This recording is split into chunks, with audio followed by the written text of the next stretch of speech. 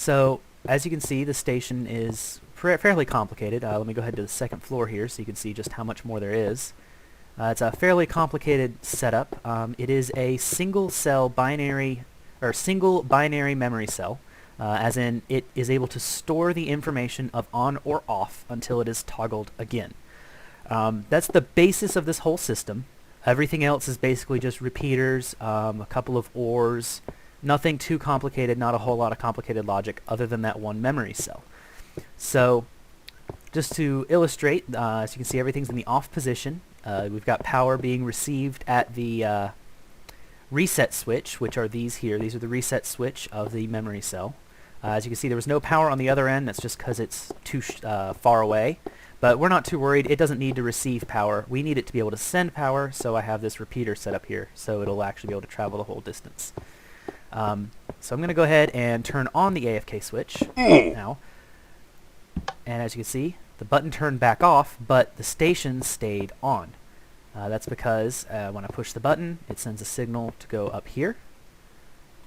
I'll go ahead and follow it around. Signal comes up, hits the inverter, hits the memory cell unit here, and it's then stored in the memory cell. And the power is transferred out to the powered rails.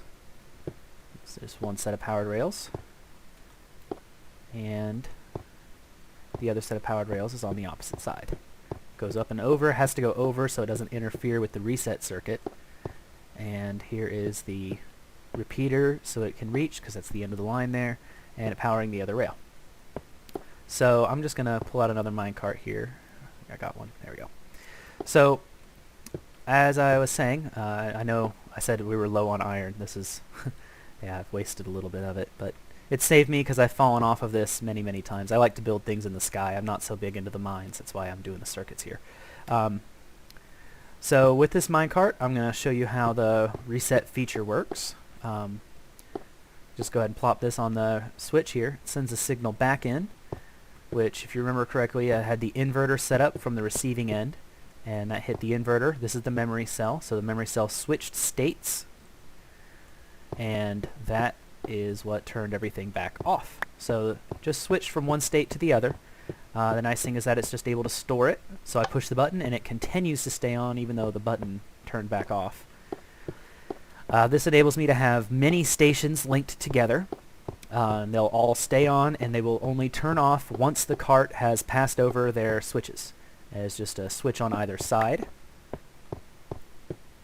So this is a decent little setup. I'm quite proud of this. It took me quite some time to figure it out.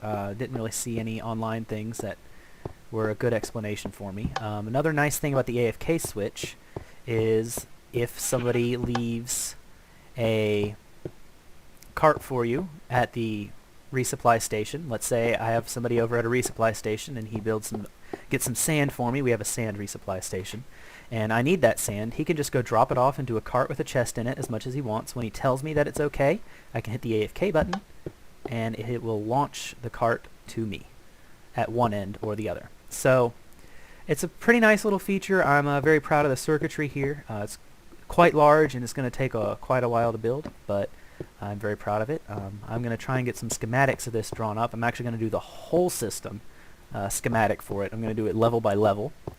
So let's hope I'm able to get that done and posted soon. Thank you all very much.